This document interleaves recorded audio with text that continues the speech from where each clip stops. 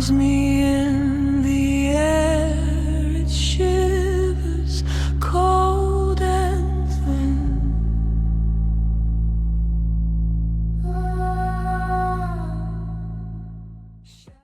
Echoes of the Forgotten Bride. Episode 1, The Drowning Kindness. The sea never forgets. It holds every secret, every sorrow, every soul that has ever touched its depths. And in the small coastal town of Haven's End, where fog clings to the cliffs like desperate fingers, the sea remembers one soul most of all. This is the story of the Forgotten Bride, and this is the first echo. Liam Thorne had been a lifeguard at Haven's End Beach for 7 years. 7 years of watching families build sandcastles. 7 years of sunburns and seagulls. 7 years of going home alone to an apartment that smelled of salt and silence. He told himself he preferred it that way. That solitude was safer than connection, that the ocean was all the company he needed. He was lying. The storm came on a Tuesday, not the gentle autumn rain Haven's End was known for, but something violent, something hungry. The kind of storm that made old fishermen cross themselves and mutter about debts unpaid. Liam should have gone home. The beach was closed. The red flags snapped like gunshots in the wind, but something kept him there. A feeling, a pull. And then he saw it. A figure in the waves, not swimming, sinking. The sea was pulling him down with purpose, with intention, like a lover refusing to let go. Liam didn't think thinking would have stopped him. He ran. The cold hit him like a fist. The water was wrong temperature, wrong texture, too thick, too hungry, but he pushed through. His lifeguard training took over. Reach, pull, kick. The current fought him for every inch. His hand found flesh, cold as marble. He grabbed hold and pulled. They collapsed together on the shore. Liam on his hands and knees, coughing seawater. The stranger on his back, chest heaving, eyes closed. Liam began compressions, mouth to mouth. He tasted salt and something else, something ancient. Come on, breathe. The stranger's eyes opened. They were the color of a stormy sea, gray and green and something that shifted in the light. They focused on Liam with an intensity that made him forget the cold, forget the rain, forget everything but that gaze. Lily. What? No, I'm Liam. You're safe. You're okay. What's your name? I don't know. Lily. I remember Lily. And then he passed out. Liam should have called the police, should have taken him to the hospital, should have done 100 responsible things, but there was something about the stranger. Something that made Liam's apartment, with its peeling wallpaper and second-hand furniture, feel less like a prison and more like a sanctuary. He carried the man inside, laid him on the couch, covered him with blankets. The stranger slept for 18 hours. When he woke, Liam was there with tea and questions. The man had no answers, no memory of who he was, where he'd come from, how he'd ended up in the ocean. Only that name, Lily. It haunted his features like a ghost. You need a name. I can't just call you Hey You. The stranger smiled for the first time. It transformed his face, made him look younger, more human, less like something carved from driftwood and dreams. Choose one for me. Liam's thought about it. Leo. You look like a Leo. The stranger, Leo, now nodded slowly, testing it out. Leo. All right, Leo it is. That was the beginning. For the first week, Liam told himself he was just being kind. Leo had nowhere to go, no identity, no past. It was temporary, a humanitarian gesture, nothing more. But Leo was easy to be around. He listened when Liam talked about the monotony of his job, the tourists who ignored warning signs, the sunset that looked the same every evening. Leo asked questions like Liam's answers mattered, like Liam mattered. And Leo was beautiful, not in the polished, artificial way of the summer people who came to Haven's End. Beautiful like sea glass, like driftwood, like things the ocean had touched and transformed. The second week, their hands touched, reaching for the same coffee mug. Neither pulled away. The third week, Leo kissed him. It was awkward and sweet and tasted like salt. Liam kissed back, and something in his chest, something that had been closed for years, cracked open. I don't know who I was before, but I know I want to be here now, with you. Liam should have known then, should have seen the signs, but he was too busy feeling something he thought he'd never feel. Hope, connection, love. The strange things started small. Leo's clothes were always damp, not dripping but never quite dry, even after hours on the radiator. Liam joked about it. Leo didn't laugh. He just looked confused, like he didn't understand why it would be strange. The apartment's humidity became unbearable. Liam bought a dehumidifier. It filled 3 times a day. The windows fogged constantly. Condensation ran down the walls like tears. And the footprints. Every morning, Liam found them. Wet footprints leading from the bathroom to their bedroom. To his side of the bed, he neave. R heard Leo get up, never heard the water running, but the prints were always there, always fresh. You get up in the night. Leo looked at him with those storm-colored eyes. No, I don't think so. Why? Nothing, just curious. But it wasn't nothing. Liam started feeling wrong, tired in a way sleep couldn't fix. His skin was always cold. His clothes always clung to him damp. He developed a cough, a wet, rattling thing that made his coworkers flinch. You should see a doctor, his supervisor said. Liam went, the doctor found nothing. Clean lungs, healthy heart, but Liam kept coughing. And when he did, salt water came up, just drops at first, then more. He didn't tell Leo, didn't want to worry him, didn't want to admit that something was deeply, fundamentally wrong. Instead, he started researching. Haven's End had a library, small but well-stocked with local history. Liam went on his day off, leaving Leo at home sketching by the window. The drawings were always the same. The sea, waves, a figure standing on the shore waiting. I'm looking for information on drownings, old ones, town records. The librarian, Mrs. Chen, was in her 70s and knew everything about Haven's End. Her expression shifted, curious, concerned. How old? 50 years more. She disappeared into the archives, returned with a box of yellowed newspapers and ledgers. We've had our share, fishing town, you know, the sea takes. Liam paged through them, accident after accident, some names repeated, families the ocean seemed to favor, and then he found it. A newspaper from 1968. The headline read, Local sailor lost to storm, Fianc Gamma, copyright E. Greaves. The article was brief. Leo Strand, 26, drowned while sailing during an unexpected squall. His Fianc Gamma, copyright E. Lily Morrison, was quoted as saying he'd promised to return to her, no matter what. There was a photograph, grainy, black and white, but unmistakable. The man in the picture was Leo.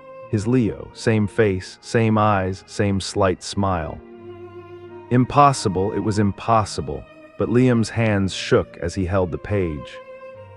The article mentioned that Lily had died 3 years later.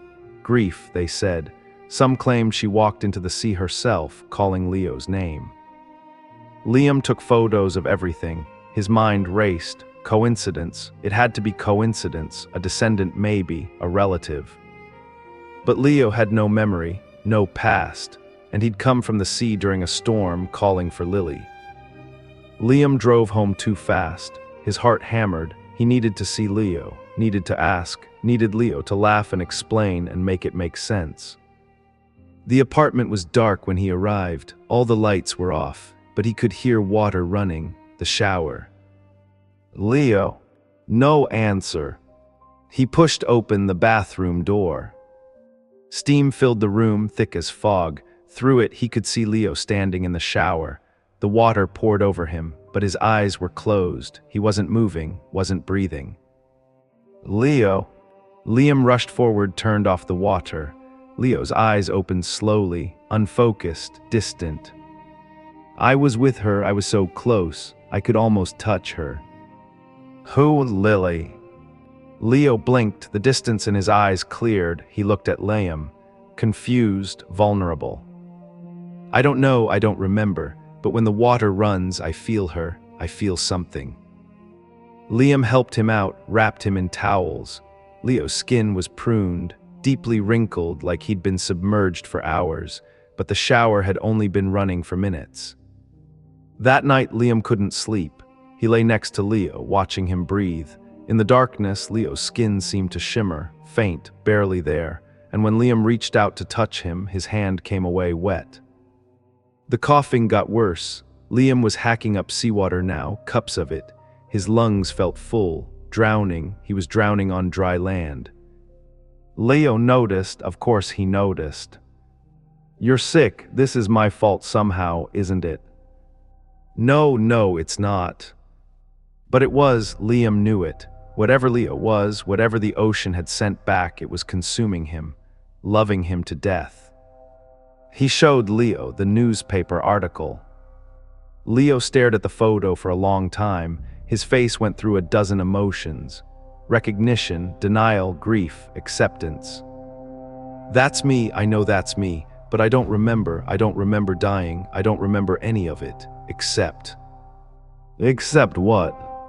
Except wanting to come back, except her name. Lily, I was supposed to marry her. I promised I'd return. You drowned 50 years ago, Leo. 50 years, and Lily died too. She's gone. Leo's eyes filled with tears. They ran down his face and they weren't quite right. Too viscous, too much like seawater. Then why am I here? Why did I come back? Liam didn't have an answer, but his body was giving him one. He was the anchor. Leo's presence, Leo's love was sustaining his form, and it was killing Liam in the process. The next storm came 3 weeks later. Liam was too weak to work. He'd called in sick so many times they'd stopped calling back. He spent his days on the couch, watching Leo pace. By the windows, drawn to the sound of the rain, the crash of the waves. She's calling me, I can hear her. Lily? Yes, she's still here, still waiting. The doorbell rang. Both of them froze. They hadn't had a visitor since Leo arrived. Liam struggled to his feet, made his way to the door. An elderly woman stood on the threshold, small, fragile, but her eyes were sharp, knowing. I'm looking for Leo. I was told he might be here. Liam's mouth went dry. Who are you? The woman smiled, sad, bittersweet. I'm Lily Morrison. Well, Lily Brennan now. I remarried, eventually, but I was Lily Morrison once, a very long time ago. Leo appeared behind Liam. The moment he saw the woman, something changed in his face, a recognition deeper than memory, cellular, spiritual.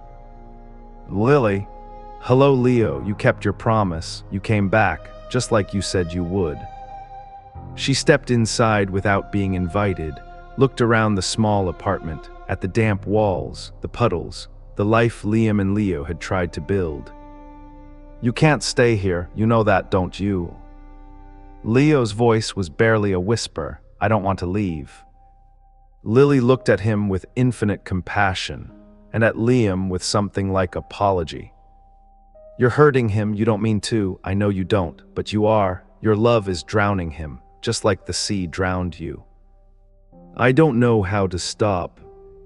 Lily reached into her purse, pulled out something wrapped in cloth, unfolded it carefully. A ring, silver, delicate, with a small engraving of a lily on the band.